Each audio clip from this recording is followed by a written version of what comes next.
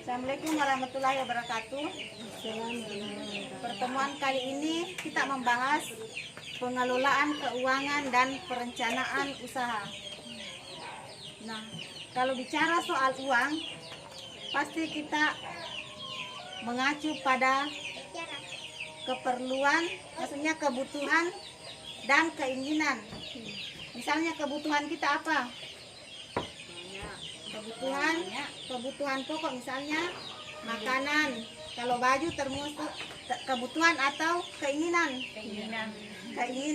Misalnya kong ke baju tak sih misal melisik di keinginan, kebutuhan. Jadi kita harus memisahkan antara keinginan dan kebutuhan.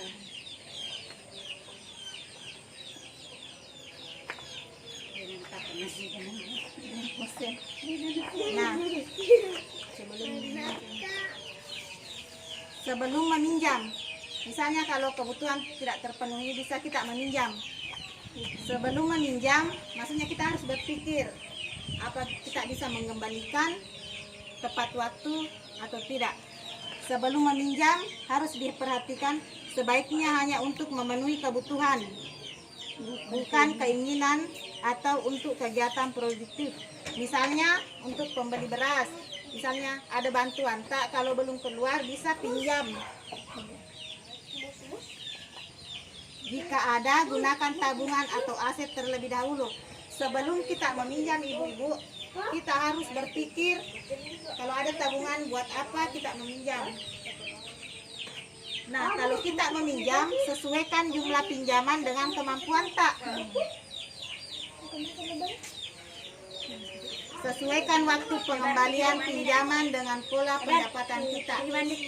Misalnya pinjaman tak berapa, harus disesuaikan dengan pendapatan tak. Tempat menabung.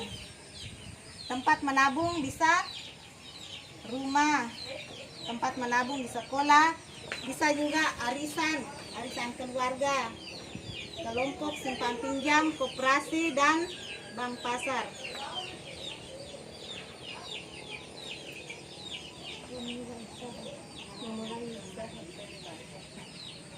Memulai usaha.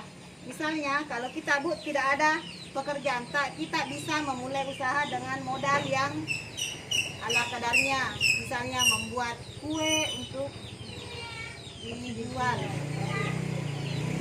Sampai di sini ada pertanyaan? Kalau tidak ada, kita akhiri. Assalamualaikum warahmatullahi wabarakatuh.